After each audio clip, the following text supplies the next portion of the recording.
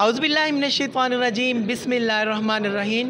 पाकिस्तान के मशहूर व मारूफ़ शहर रावलपिंडी से अगर इस शहर को ये कहा जाए कि हकीम अजमल ख़ान के शहर से, या फिर ये कहा जाए कि हकीम सईद के शहर से, तो भी गलत नहीं होगा। हकीमों के झुरमट में मैं हूँ आपका होस्ट डॉक्टर जवाद ज़हीर अब्बासी, और हमारे साथ मौजूद हैं पाकिस्तान के खूबसूरत, हसीन और खुशबूदार फूल।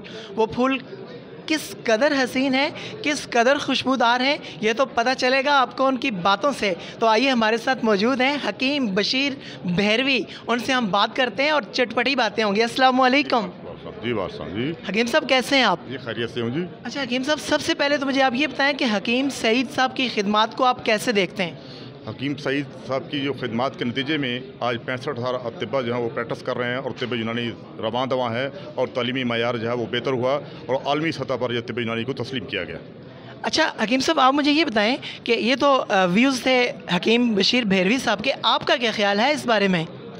देखिए, हकीम सईद की शख्सियत जो थी वो हमाजेद और हमा सिफ्त, अल्लाह ने उन्हें बड़ी सारी सफ़ात से नवाजा था, लेकिन उनका बुनियादी जो मैदान था वो तिब का था, और उनका तशख़्ख़ुस तबीब का था।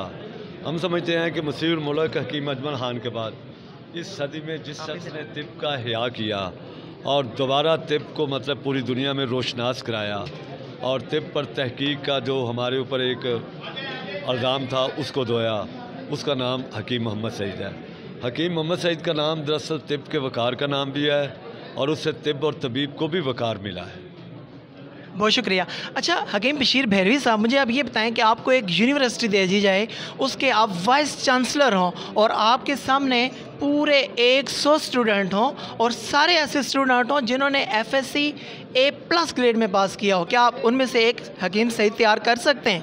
देखो, हम तो उनका विजन जो है उससे उनको आगाह करेंगे, और हम समझेंगे कि वो अच्छी तालीम हासिल करें, ग्रेजुएशन करें, पोस्ट ग्रेजुएशन करें, PhD करें, और वो अपने पेशे के साथ मुखलस हों, ईमानदारी से काम करें, तहकीक को आगे बढ़ाएं, तो यकीनन मैं समझता हूँ कि हकीम सईद को हम फॉलो करने में कामयाब हो जाएंगे। ये तो होती है ना हकीम सईद को फॉलो करने में।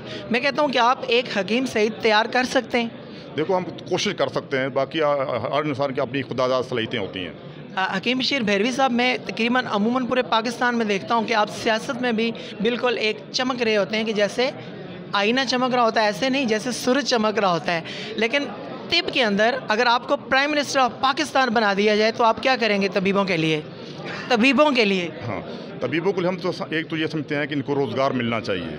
बहुत बड़ी तबीब है जिनके रोज़गार का कोई तमाम नहीं है। तबीबों को रोज़गार मिलना चाहिए, मुल्क भर में तिब्बी डिस्पेंसरी होनी चाहिए, तमाम सरकारी इदारों में इनकी तबीबों की तैनाती होनी चाहिए, ताकि तिब्ब यूनानी फ़रोग पा सके, और लोगों को जो इलाज मुआवजे की सहूलतें मिल सकें, और लोग जो हैं वो असल जो देसी जो इलाज है उसी तरफ वापस आ सकें। अच्छा हकीम साहब, आपने भी बड़ी ज़बरदस्त किस्म की स्पीच की हकीम सईद के हवाले से, तो आप मुझे ये बताएं कि आप क्या समझते हैं कि हकीम सईद को आप किस नज़र से देखते हैं? हकीम सईद का अगर कंपैरिजन किया जाए किससे, रस्तों से? शहीद पाकिस्तान हकीम मोहम्मद सईद साहब की शख्सियत के कई पहलू हैं। आज के वो बोअली सीना है, अगर ये हम कहें तो इसमें किसी किस्म का कोई मुबालगा आराई नहीं है, और वो वाकई बोअली सीना साबित हुए, और उन्होंने जो मकाम आज तिब को हासिल है, ये सिर्फ़ उन्हीं की शख्सियत ही है कि उन्होंने आज दुनिया भर में तिब को वो मकाम दिलाया, रोशनास कराया, और आज पूरी दुनिया WHO वर्ल्ड हेल्थ ऑर्गेनाइजेशन ये कहने पर मजबूर हो गई है कि अपने अपने मुल्कों के अंदर, अपने अपने इदारों के अंदर सेहत के हवाले से लोगों को सेहत की सहूलियात फ़राहम करने के लिए अब तिब्ब यूनानी को प्रोमोट करें।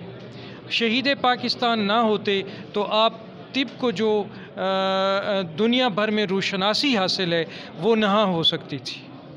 अच्छा हकीम साहब, आप मुझे ये बताइएगा कि आपने चूँकि ये पूरा प्रोग्राम कंडक्ट किया, जब भी हम देखते हैं पीछे अगर हम हिस्ट्री देखें ना, तो सिकंदर आज़म से लेके जो है ना हारून रशीद तक, शाहजहां तक भी हर बादशाह ने हर बादशाह का ताल्लुक़ एक हकीम से होता था। जब वो परेशान हो जाता था ना, मायूस हो जाता था, तो अपने तबीब से मशवरा करता था, अपनी सेहत के हवाले से भी और इन्वायरमेंट के हवाले से। आप हमारे प्राइम मिनिस्टर को इस माहौल में नहीं ला सके, या फिर पिछले जो प्राइम मिनिस्टर्स गुजरे हैं उनको नहीं ला सके, उसमें आपकी कमज़ोरी है या उनकी बदकिस्मती है? पॉजिटिव जवाब दीजिएगा। देखें, सबसे पहले मैं बात करना चाहूँगा कि हकीम सईद साहब का एक विज़न था कि पाकिस्तान की तामीर करो, पाकिस्तान से मोहब्बत करो। हकीम सईद साहब एक दानिश्वर भी थे, एक सहाफ़ी भी थे, समाजी कारकुन भी थे, दानिश्वर भी थे। हकीम सईद साहब पाकिस्तान से मोहब्बत करते थे, वो मुहब्बे वतन भी थे, वो रोशनी का इस्तिआरा भी थे, वो मोहब्बतों की तमासील भी थे, वो दरख्शां रिवायात के समंदर भी थे। और मैं हकीम सईद साहब की जो फ़िक्री सोच है उसके फ़रोग़ के लिए मैं मीडिया के किरदार को भी चाहूँगा कि वो अतिब्बा के जो खिदमात हैं उनको मीडिया के ऊपर लाएं, और आवाम के सामने जो गैप है मीडिया और